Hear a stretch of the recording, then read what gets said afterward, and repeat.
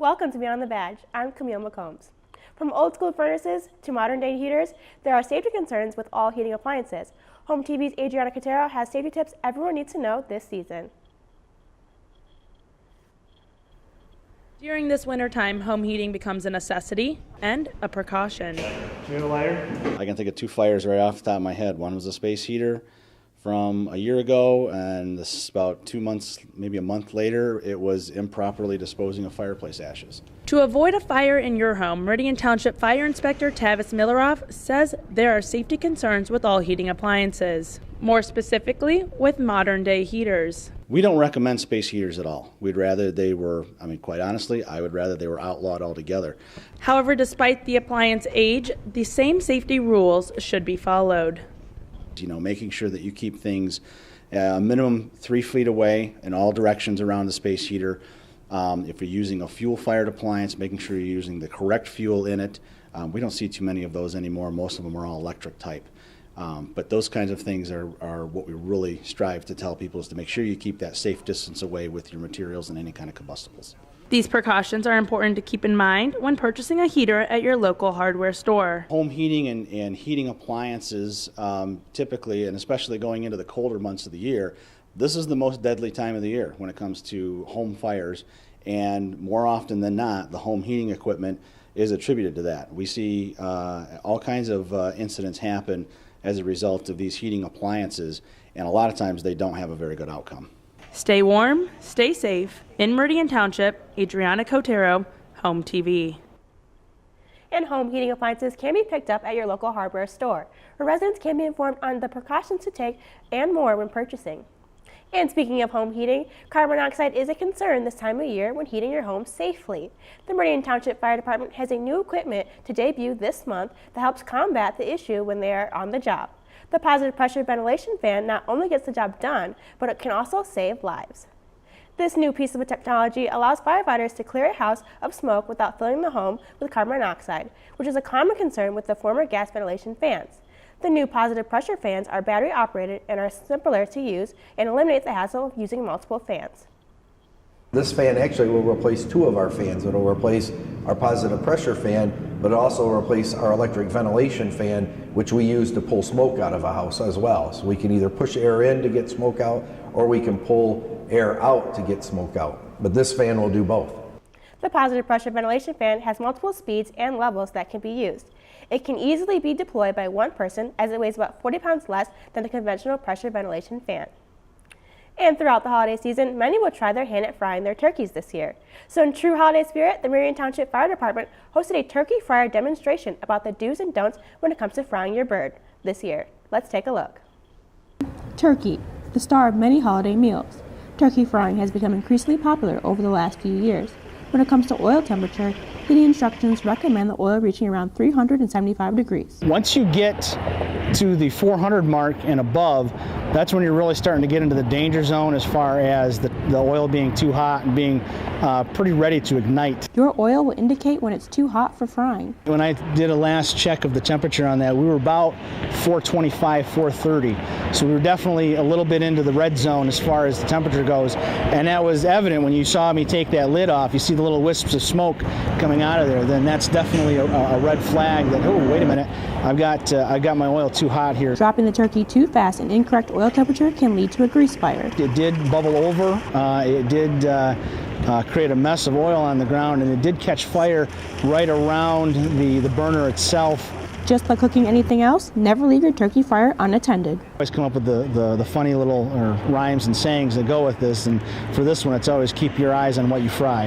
And before you head outside to fry up that turkey, make sure you take this with you, just in case a problem arises. Regular indoor fire extinguisher, dry chemical fire extinguisher will work with no problem on a fire outside with your turkey fryer. The best way to make sure you successfully fry this year's turkey is to take your time. That's the biggest thing with it. Take your time.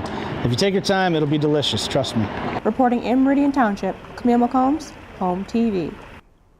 Unfortunately, I did not get the chance to stick around long enough to eat some turkey, but I'm sure it was delicious. And if you're going to give turkey frying a try this year, the Meridian Township Fire Department also wants residents to know that if a problem does arise, do not hesitate to call them. They'll be more than happy to come out and help you solve any problems. The days of using ink to paper fingerprints at the police department are pretty much long gone. Back in 2004, the Meridian Township Police Department received their first live scan machine. Now recently, the Meridian Township Police Department received a grant through the state of Michigan to update their live scan machine. The new live scan machine takes live scans of fingerprint as well as palm prints. The Meridian Township Police Department said using digital fingerprints and palm prints has made things much easier and eliminated the possibility of making mistakes. Now when you take your fingerprints electronically, the system matches those fingerprints against the five print slap that we take initially and make sure that it's left and right are actually in the correct boxes. With the ability to now take palm prints and get them on file, the Meridian Township Police Department is hopeful it will be a helpful tool in solving more crimes. While shopping this holiday season, it is important to know how to protect yourself from identity theft. Here are a few tips from the Michigan.gov on how to protect yourself. Do not disclose any information such as your social security number, account number, and credit card numbers to anyone without knowing who you're giving it to and what they need it for. Be aware that identity thieves may call you posing as a bank representative or government worker. Cancel all credit cards you do not use and shred or destroy all mail documents or other documents that contain any personal information. Lastly, order a copy of your credit report from each of the 3 major credit reporting agencies every year to make sure the information is accurate and only includes activities you've authorized. And for more information on how to protect yourself from identity theft, visit Michigan.gov. Coming up next, we explain ways you can protect your home while away on vacation this holiday season when we come back to Beyond the Badge on Home TV.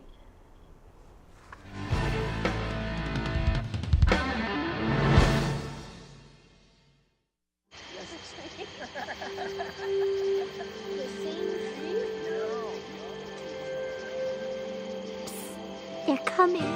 Places, everybody. Light check. 1, 2, 1, 2. Everything looks good on our end. And lights. Come alive with the forest. Visit discovertheforest.org to find a forest near you.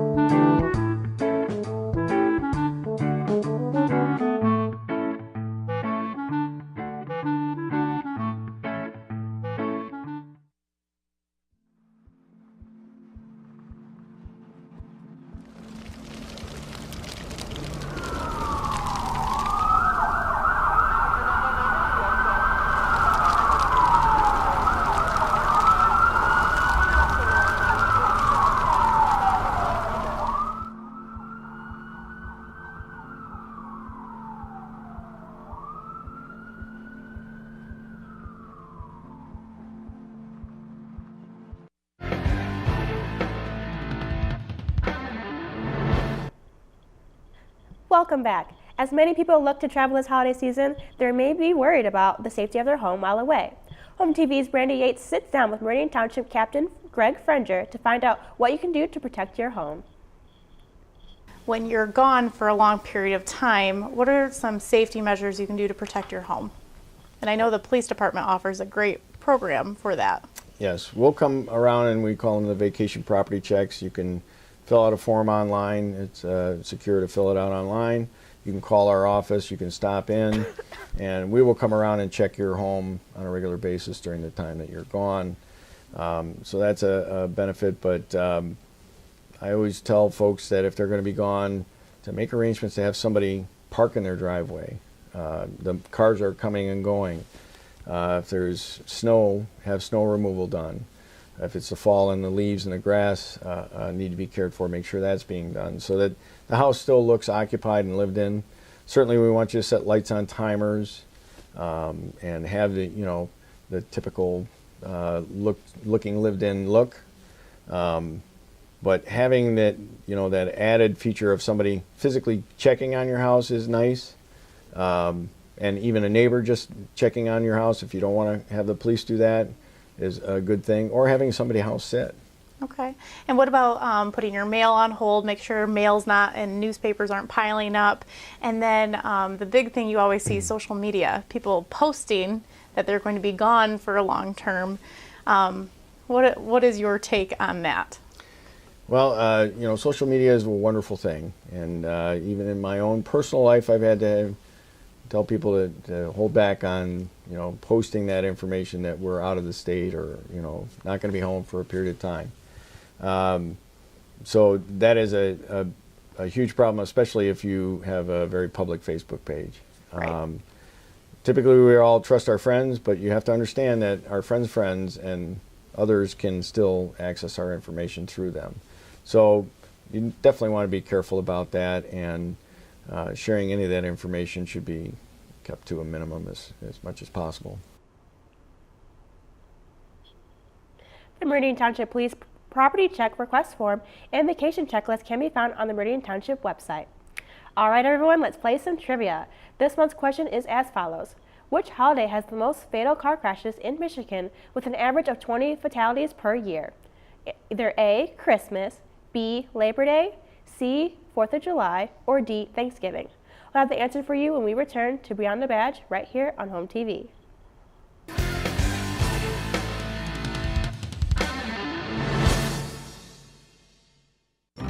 If you store your guns properly, I'll feel safer when I'm playing outside. Safer when walking home. I won't have to tell so many family members. I'm sorry. I won't hear as many scary stories. And I won't have to tell my kids, this isn't a drill. Please. Please, do it for us. Your family, friends, and neighbors are all counting on you. Never let your gun get into the wrong hands. Remember, always, lock it up. Visit ncpc.org.